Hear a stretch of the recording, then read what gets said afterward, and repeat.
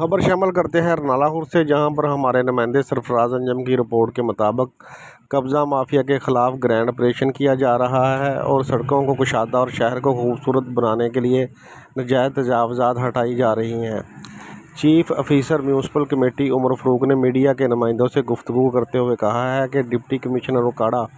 Doctor Zeeshan Hanif और assistant commissioner नाला ज़ियाउल्लाह चौधरी की खुसूसी हदायत पर शहर भर में नाजायज़ तजावज़ात और कब्ज़ा माफिया के ख़िलाफ़ क्रैकडाउन जारी है और इस सिलसिला में कब्ज़ा माफिया से किसी किस्म की कोई रियायत नहीं बरती जाएगी और ना ही वो ऐसे नासर के हाथों ब्लैकमेल होंगे।